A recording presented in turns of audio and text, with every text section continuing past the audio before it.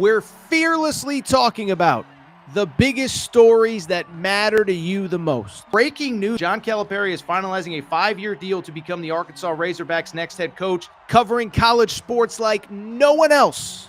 The biggest guests in sports. We now welcome in Hall of Famer Jim Calhoun. Such a pride I had, I came to connect. The legend, Tim Tebow, joins us. We'll run it back. I like it. The legend, Herschel Walker.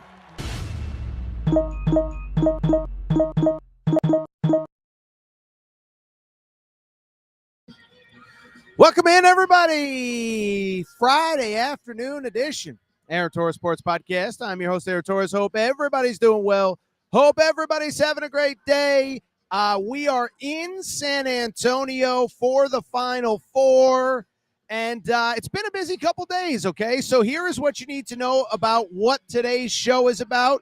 We are actually at the Alamo Dome, sitting where we will be sitting on Saturday night, and today we're mostly just going to preview the two big games this coming weekend. Florida-Auburn. We're going to talk Houston-Duke. We're going to talk about them from all angles, who wins, how it goes down, all of that good stuff. Media availability is done. Open practices for those of you who have been to a Final Four have just been completed.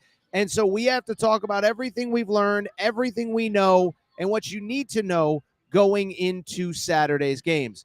Beyond that, we will not a ton of portal stuff. Listen, it's a Friday Final Four weekend, but North Carolina does add Henri Veesaar just moments ago, so we'll talk a little bit about that, the impact that he has. How good can North Carolina be in 2025, 2026? Before we get started, a couple quick reminders. One, make sure that you are subscribed to the Aaron Torres Pod YouTube channel. New clips, new videos going up every single day. Please make sure to subscribe to YouTube. Also on Apple and Spotify as well. Go ahead and find us on Apple and Spotify. If you want to leave a 5-star rating, a 5-star review, we really would appreciate your help. Speaking of help, we got to thank our friends. We got to thank our partners. We got to thank BetUS and BetUS TV. Okay, so bottom line is we would not be in San Antonio if it was not for our great friends at BetUS TV. And the bottom line is they have been with us every single step of the way all March long, and they will be with us every single step of the way through Monday night. No matter who's playing, they will be here with us, okay? Bottom line, they sent us to Phoenix last year. They're with us in San Antonio right now. And we can't do it without their support. And what you need to do is support BetUS TV. It is that time of year where all the sports are crossing over. Major League Baseball, NBA playoffs, and NHL playoffs, NFL draft is coming up. BetUS TV and BetUSTV.com are the place that you need to go for your analysis. Game recap, every single thing that you need is available at BetUSTV.com. Again, analysis, videos, insight. The College Hoops crew with Corby and Jeff Nadeau is as good as anybody talking college hoops. And I say that as a guy who I think is pretty good who talks college hoops as well. So thank you to BetUS TV, BetUSTV.com. We so very much appreciate their support, and we would not be in San Antonio without them. Also, before we get started, you know who else we got to thank? We got to thank our friends. We got to thank our partners. We got to thank SeatGeek and SeatGeek.com. SeatGeek, as you know, #1 rated ticketing app. There's no other way to put it. They are there for everything. Concerts, games, you name it. Not just college basketball, not just the Final Four. Pick up a game. Baseball, NHL, NBA. And so SeatGeek is the #1 ticketing app. They are our favorite ticketing app. And here's the best part. Through the end of the NCAA tournament, you can use SeatGeek.com. And if you use promo code Torres, you get $20 off your first purchase. Best part is, doesn't have to be for a college basketball game, doesn't have to be for the NCAA tournament, doesn't have to be for the Final Four. It could just be for, again, a concert, a show, comedy. You want to go out to a comedy show? If it's selling tickets on SeatGeek, then you can get it with the promo code Torres. SeatGeek.com, promo code Torres. With that said, it is a busy Friday in San Antonio. There is no more time to waste. It's a little early. What is it, about 4 p.m. Eastern time, 5 p.m. Eastern time on a Friday? But there's no more time to waste. So let's get to the topic of the day. Topic of the day, we're in San Antonio. Final Four is going on. Final Four weekend. All 4 teams are here. We've been in the stadium all of the last 2 days. We've basically been sleeping here because we've had media availability with players, media availability with coaches on Thursday, on Friday. We were in the locker rooms, live practices, open practices just finished up. And so because of it, I feel like we know everything there is to know about these two teams. And so what we're going to do, we're going to go ahead and dive in. We're going to go ahead and talk about each of these games and break it down from every angle. By the way, we do have the college all-star game going on, so hopefully the background noise isn't too much. And oh, by the way, hopefully I'm not too noisy here as this game tips off. But as I said, topic of the day, we got two games to talk about. So let's go ahead and dive in. The first one, it's the early one. It is, of course, Auburn versus Florida. Second time these two teams are meeting up. If you're a betting person, and I'll give you my betting pick at the end, Florida is a 2.5-point favorite, considering that Florida is the SEC tournament champ, considering that Florida won in Auburn earlier in the season. Probably makes sense that Florida is the favorite. In terms of this game, I just look at the path that both of these teams took to get here. You look at Auburn. First of all, let me say this. I feel like in the last three halves of basketball, the Auburn team that you either fell in love with or you absolutely hated, that team has been back for the last three halves. It's very interesting. Auburn is almost the opposite of Florida, where Florida was so hot coming into the tournament, and they've had ups and downs within the tournament. Auburn, on the other hand, we know, struggled coming into the tournament, had lost 3 of 4 at A&M, Alabama on senior day. They win the SEC tournament opener. They lose the second game to Tennessee, and you're panicked. And what's interesting is I think with Auburn, as the tournament has gone on, they've gotten better and better. They've gotten more and more confident in who they are and getting back to who they are when they were at their best. I'll tell you a funny story. About 3-4 weeks ago, as we were getting ready for really to ramp up for March, I'll just name drop a little bit. I had dinner with Colin Cowherd, friend of mine, love Colin. He's always been great to me. And, you know, I kind of said to him at the end of dinner, I said, and by the way, I don't think he minds me sharing because he mentioned it on his show. But I only bring it up because at the end, he's kind of peppering me about a few different teams and, you know, Torres, what do you think of this? What do you think about that? And he asked me about Auburn. He said, what makes them so special? Do they have a bunch of pros? And I said, well, Broom will probably be a pro. Janai Broom will probably be a pro. Tahad Pettiford may get there. But what's really special about that team is that in any game on any given night, Auburn can just have a different dude go for 20. I think we looked it up earlier in the season. I think they've had 6 different guys go for 20-plus points. And I only bring it up because I think they got away from that late in the season. And what's funny is in the NCAA tournament, it's not as though they were clicking on all cylinders coming in. Remember, they lost. They were struggling against Alabama State on the opening day of the NCAA tournament. And that was the day that Dylan Cardwell went after his teammates, that Stephen Pearl, Bruce Pearl's son, the associate head coach, really ripped into that team. And I think they've been a team that's gotten better within the tournament.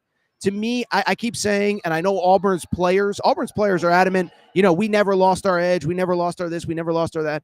I'll tell you, I really felt like the second half against Michigan in the Sweet 16, that was when the Auburn team that, again, you either absolutely fell in love with or absolutely hated throughout the season, that was when that team returned. At one point, they went on a 10-0 run. They were trailing, and I believe the stat was they outscored Michigan, a good team, Big Ten tournament champs, by close to 20 points over the final 10 minutes of that game. And so that carried over into the Michigan State game. I thought they played their most complete game against Michigan State in weeks.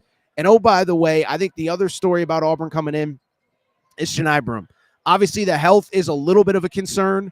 But as I told Bruce Pearl when he was on this show, Janai Broom has some freaking tiger blood in him, okay? We know about the injuries earlier this season. We know about the fact that, he separated his shoulder. We thought he might be out for weeks. He doesn't miss a game. We know about the fact that he had that severely sprained ankle that we thought he'd be out for months. And oh, by the way, he comes back in a week and a half. And so, again, when he hurt that shoulder the other day, I said he's going to be okay. He'll be fine. And I only bring it up because Bruce Pearl actually talked about it at the press conferences today. And Bruce Pearl actually called it the Willis Reed moment. I know that a lot of people got offended when Willis Reed's name was kind of invoked as far as Janai Broom is concerned. But I think a lot of people really do believe that that was college basketball's Willis Reed moment. So for Auburn, I think they're peaking. I think they're playing better as the tournament goes on. But then the counter to that is we do have to talk a little bit about Florida because Florida is kind of the opposite. they were playing as well as anybody coming into the tournament. You know, it's funny. Like, I go back to Selection Sunday. I remember watching the Selection Sunday show on ESPN, and I remember literally every single person on that selection show picking Florida to win the national championship. It hasn't been easy. It has been a challenge. They have been challenged in this tournament. And you go back and you look at the path. It hasn't been easy. They were down by 6 late against UConn in the tournament. They rally. Walter Clayton, I think it was 13 points in the final 8 minutes of that game. You look at Texas Tech, a game they were down 9 late in the game, under 3 minutes to go. They rally to win. It's because they have Walter Clayton. Everybody else doesn't. In terms of this game, you know, what I think will be interesting is a couple things. Is one, they have played before. Florida was really ascending at that time. Auburn was kind of at the top. And I'll be real, I mentioned this on Thursday's show. I really got the vibe listening to the Florida players. They didn't totally say it. They kind of danced around it. But they felt like that Auburn kind of took them for granted when they walked in the building that day. That Auburn was on probably a 10, 12, 15 game winning streak when they were playing. And that Auburn didn't take them seriously. And Florida made sure that everybody knew just how good they were that night. And I think that was the night that we really realized, okay, Florida is a legitimate national championship contender. And so I only bring it up because I think Auburn's going to come out much more focused than they did the first time. I don't really worry about the first game. I think it's kind of interesting, by the way. Remember that these two teams have played, but that Auburn has played everybody in this Final Four so far this season. And I'll be blunt.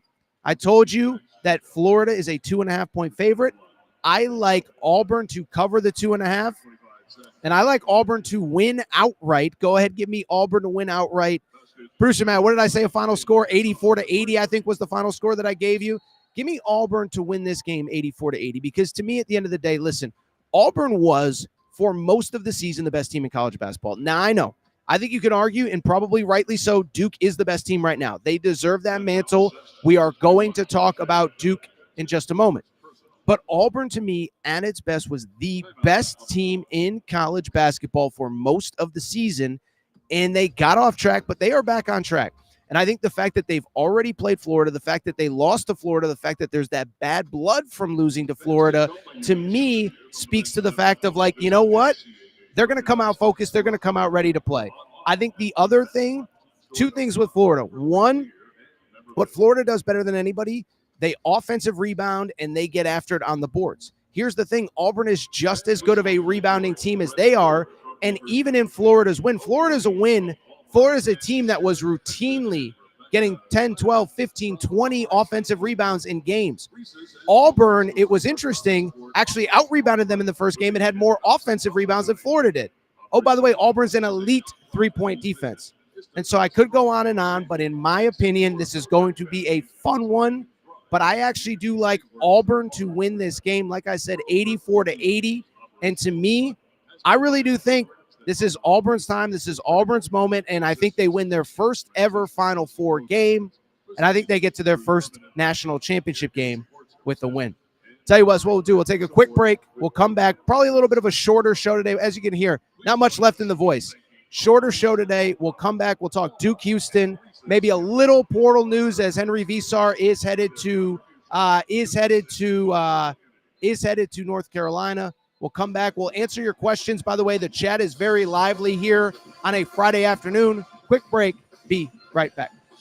All right, we're going to get back to the show in a minute. But before we do, many of you ask me all the time, Torres, what can I do to help support the show? You give me hours and hours and hours of content every single week. What can I do to help you?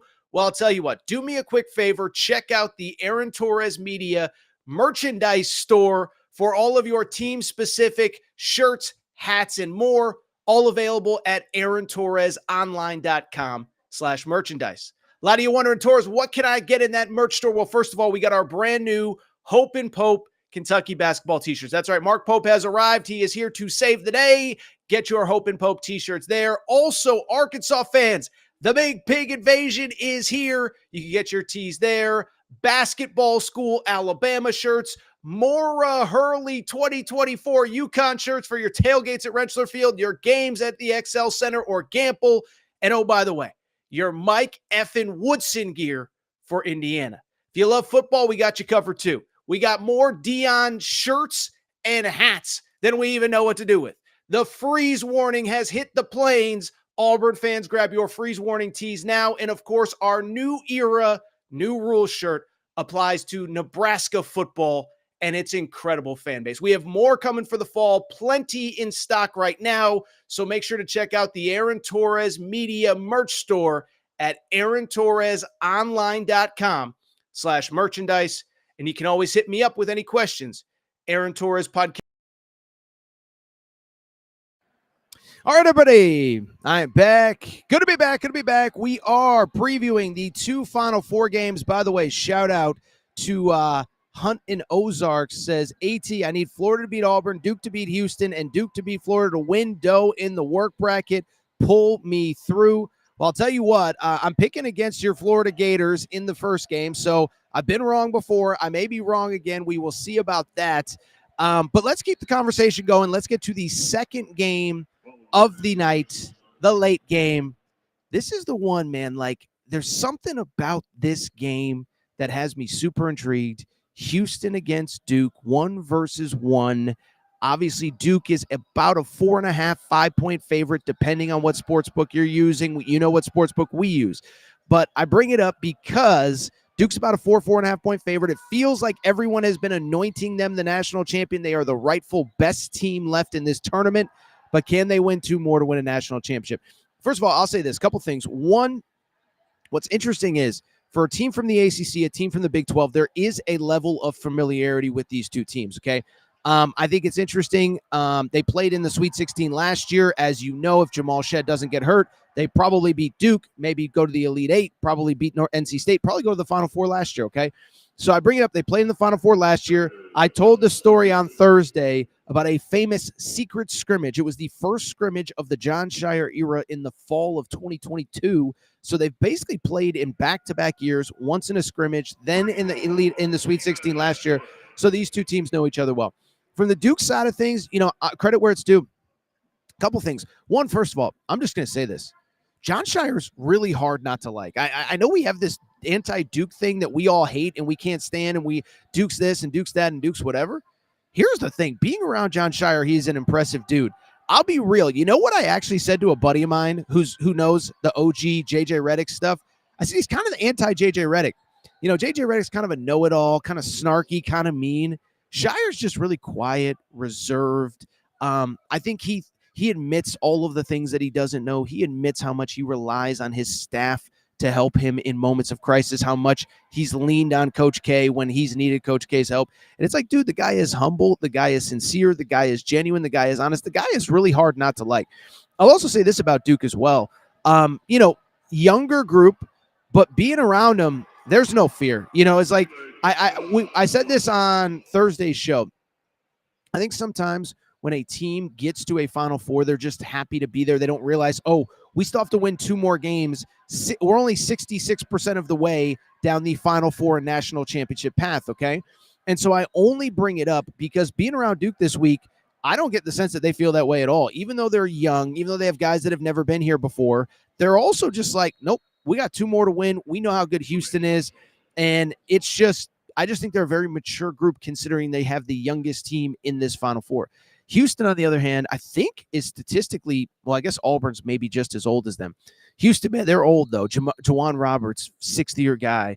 LJ Cryer, 5th-year guy. LJ Cryer was part of the 2021 bubble national championship team at Baylor. That's how long he's been around.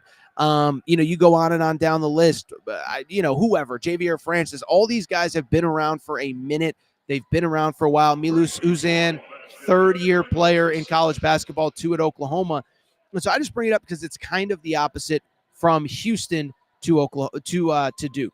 Same time, though, this Houston team, man, like I just go back to they are so unbelievable in terms of how good that they are defensively. I heard a stat that they're holding, I believe, their opponents to like 20 points per game under their season averages in this NCAA tournament, and the stats will back it up. 40 points for SIU Edwardsville, 76 for Gonzaga. They averaged over 90. 60 points for Purdue in the Sweet 16.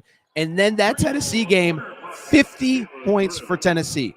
And I know that the Vols have been kind of up and down, and they weren't great offensively for a lot of the year. But remember, they scored 78 points the game before against Kentucky in what was essentially a rout. This is a team in Tennessee that was really good all year, and Houston just locked them down.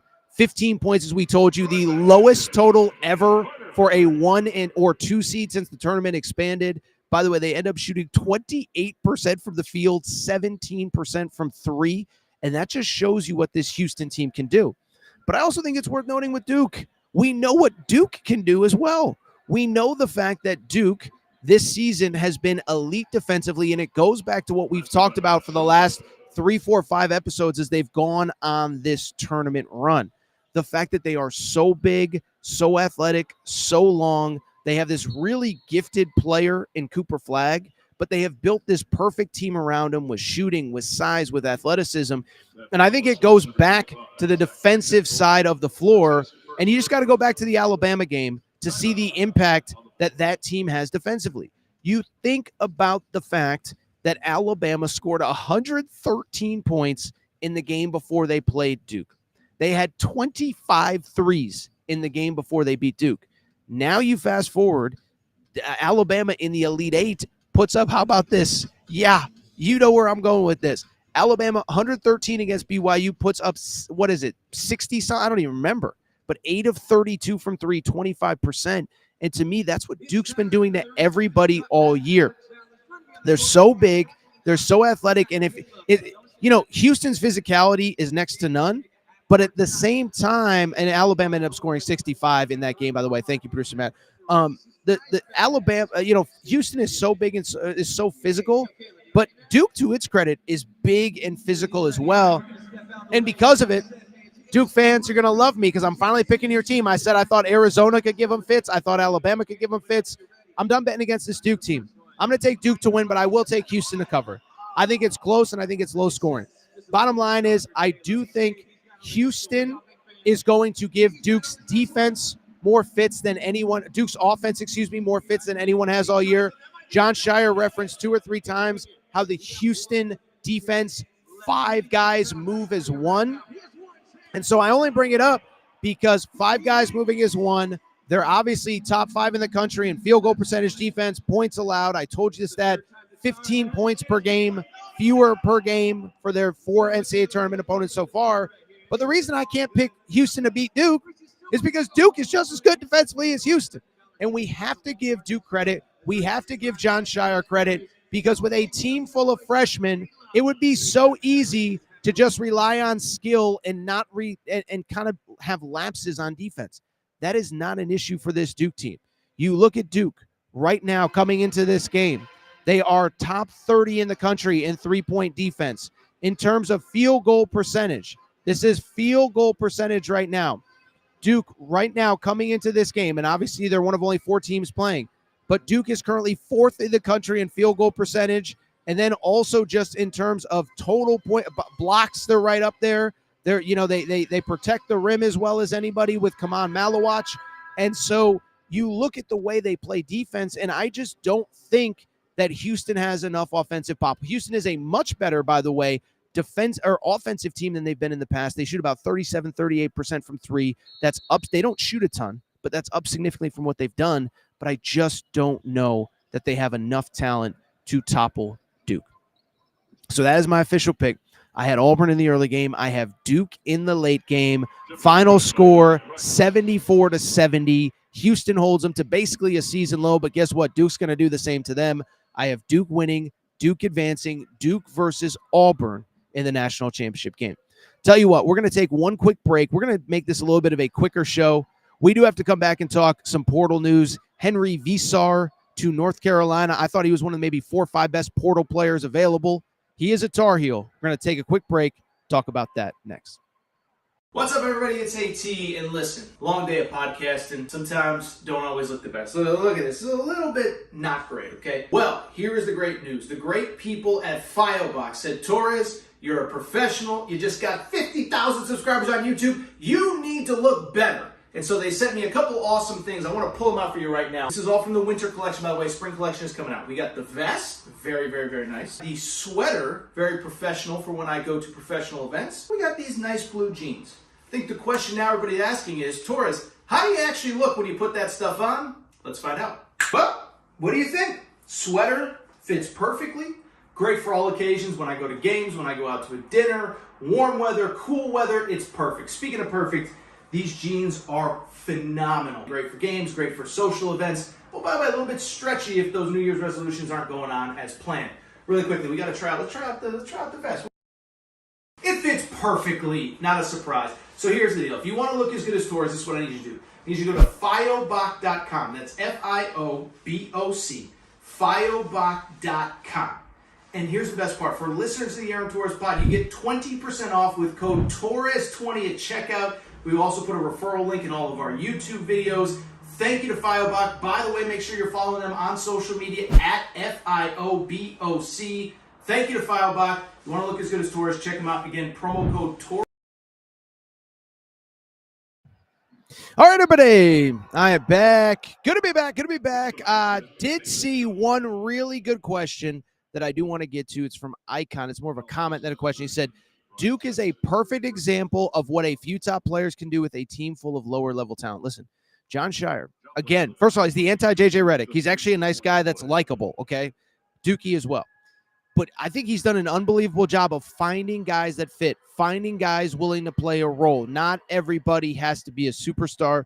We got to give him credit. Great comment from Icon. By the way, the chat is humming today. We appreciate your support. By the way, Producer Matt, you know who else's support we appreciate? Yeah, that's darn right. It's Cauley Puffs, our friends and our partners. So Cauley Puffs, listen, I've told you all about them. But summer season is coming up. You've been on the couch. You've been watching March Madness. You need to get that beach body back in shape. So you need snacks that are both healthy but delicious as well. People, that's where Cauley Puffs comes in. Told you all about them. Family-owned company. Not far from where I live. Joey is a huge sports fan. He was in our Torres Survivor pool. But the thing about Joey was one day he was sitting on the couch saying, I need something, a snack for my kids that they're going to like, for me that I'm going to like, that's healthy, that's delicious. And that's where he came up with Cauley Puffs. Baked, not fried, avocado oil, no grease, healthy ingredients. But the best part is they taste freaking delicious, okay? So for more information, this is what I need you to do. I need you to go to CauleyPuffs.com. That's CAULIPUFFS.com. CauleyPuffs.com. CauleyPuffs.com. You can also get them at Amazon.com. Just go to Amazon.com, search there. You'll find them. Throw them in your cart. Tell them Torres sent you. Thank you to Cauley Puffs. With that said, do want to go ahead and switch gears. Do want to get out of here. One Portal note. We're not going to spend a ton of time on Portal today. It just feels like the Portal, technically, it's a dead period. People are still getting commits. By the way, I saw somebody in the chat said that Kadir Copeland is following following Will Wade to NC State. I have not seen that. It's funny. Right before we went live, a buddy of mine texted me, said, hey, come to the bar. Will Wade's hanging out here. Not saying that Will Wade was having a good time, but apparently he was getting commits from a watering hole because he was out and about just a minute ago. And it's funny. Will Wade is actually speaking at a panel that I spoke at earlier in the day. Is that official, Producer Matt? Yes, Kadir Copeland, Q as they call him, is headed to NC State. He began his career at Syracuse. And it's really funny because you can just shoot it in there if you want. It's really funny about Kadir Copeland because he was the guy when he committed to McNeese that sent me out the store. That sent me to. Remember when I sent out that tweet that said McNeese would have a top 3 roster in the ACC, and ACC fans got mad. Kadir Copeland was the kid that committed that made me say that. So I guess he hasn't. Let's see here. He did pick. Okay. Kadir Copeland did pick NC State. Second commitment for Will Wade, second former McNeese guy following him. What's interesting about those McNeese guys, they both started at the high major level. Alan Breed was at Providence. Kadir Copeland was at Syracuse. They both go to McNeese. Now they're following Will Wade back to NC State. I hope to see Will Wade on these San Antonio streets here over the next few hours. Let's keep it going. By the way, let me also say this. I don't know if he'd be embarrassed with me saying this, but since Purdue fans are adamant that I never say anything nice about Purdue, saw Matt Painter walking the street today, had to have 10 or 15 little kids stop. He stopped for every picture. He took every hug, every smile. So shout out Matt Painter. This is a cool part of the Final Four. You never knew who you're going to bump into. Matt Painter, all class from what I could see. Since Purdue fans think I hate their team, I don't. Shout out Matt Painter. We'll see who else I see throughout the week. All right, portal. Let's talk portal. We got a big piece of news just minutes before we went on air. By the way, we are live here in San Antonio. So excited. Not live, but we are in San Antonio here at the Alamo Dome. Final Four practices have completed, but we got to talk about the guy that you can see on the screen right there. We're talking about Henri Veesaar from Arizona. 7-foot center, originally from Europe. I believe, I want to say Slovenia, maybe. I can look it up really quick. But originally from Slovenia. Really interesting story. You know, he was a guy that really wasn't getting much burn early in the year. Krivas gets hurt. It's Estonia. I apologize. He's from Estonia. But Krivas gets hurt. Veesaar steps in. I thought he was excellent for Arizona. I only bring it up. Season ends. You never know what's going to happen in these portal streets. Well, I bring it up because just minutes before we went on air here in San Antonio, Henri Veesaar officially commits to North Carolina. To me, one of the biggest commitments they've gotten, according to 24/7. It's the highest ranked portal commit they've ever gotten. Now, they don't recruit the portal a ton, but this is huge. This is massive. And when you factor in some of the guys that could be coming back, who they already have committed in the high school class, Carolina's starting to figure it out. Hubert Davis might have to go, quoting John Calipari, they threw me in the coffin, but they forgot the nails. That's Hubert Davis right now. So first of all, Henri Veesaar, 7 foot.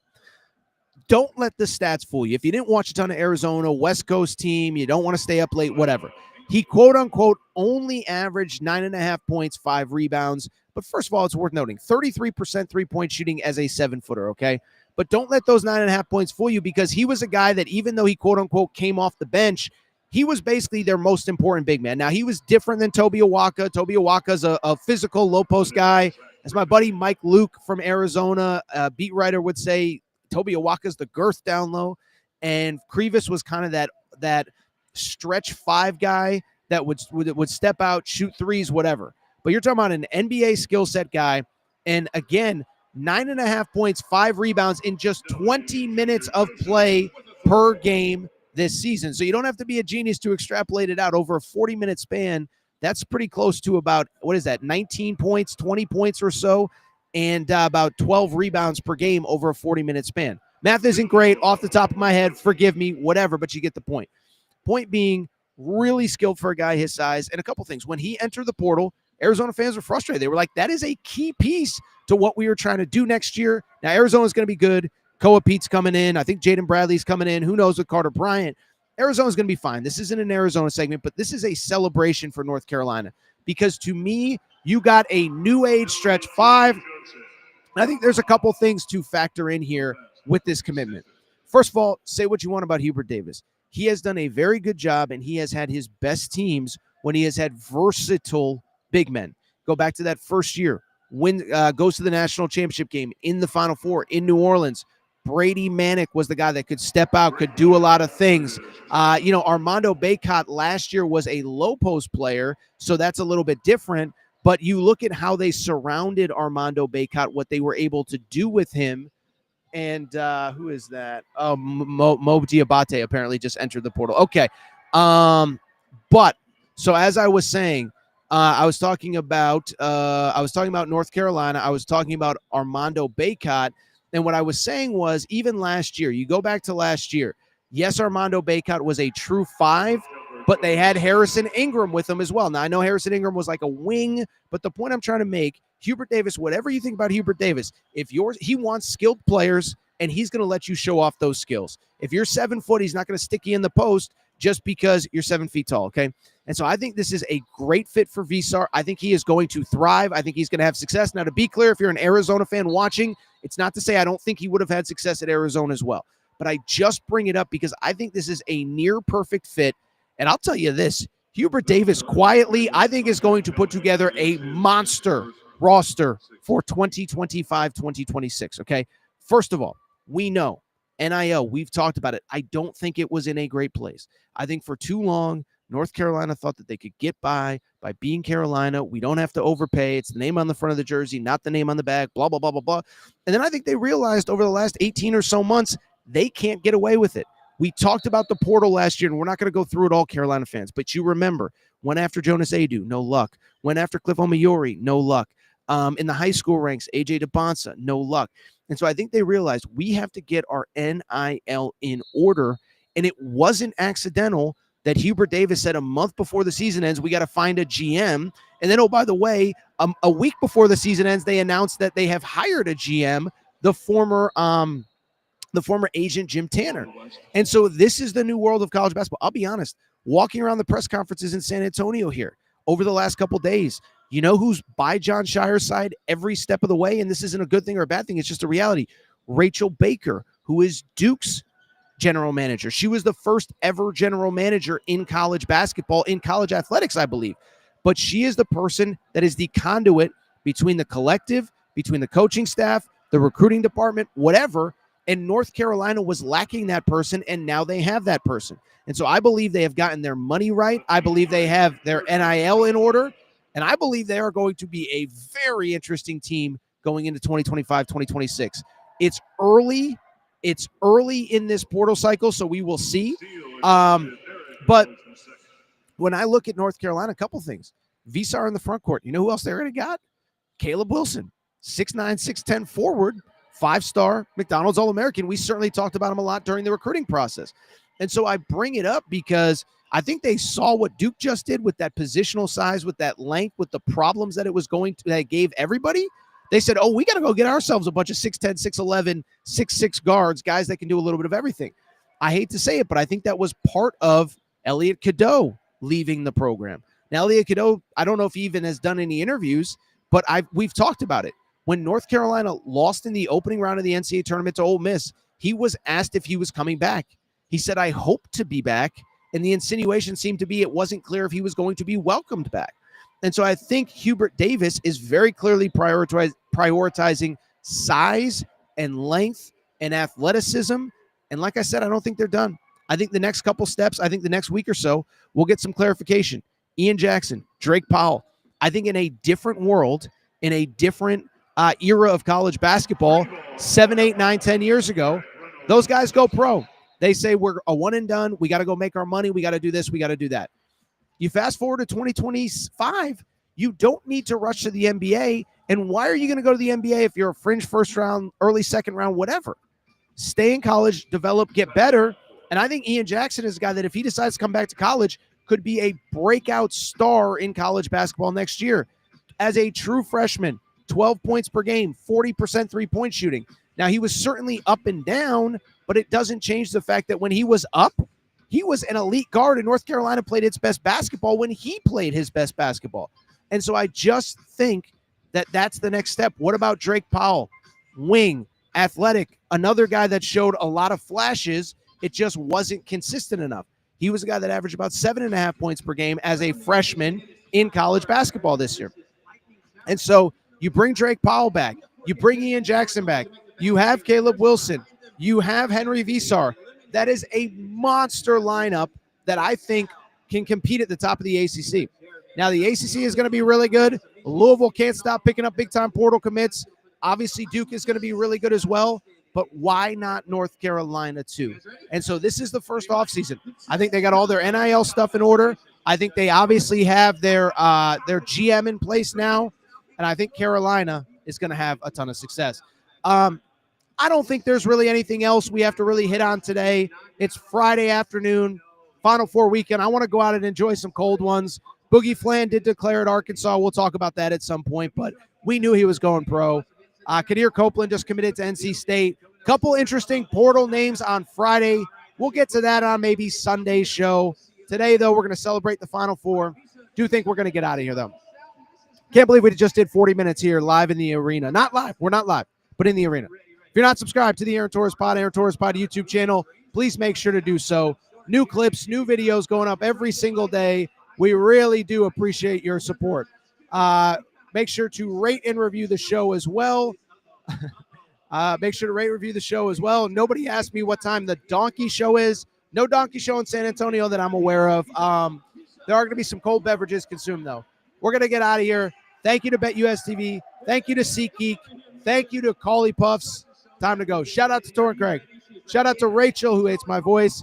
JJ Reddick, you F-head. Unblock me, bro. We'll be back Saturday, Alamo Dome, after the game.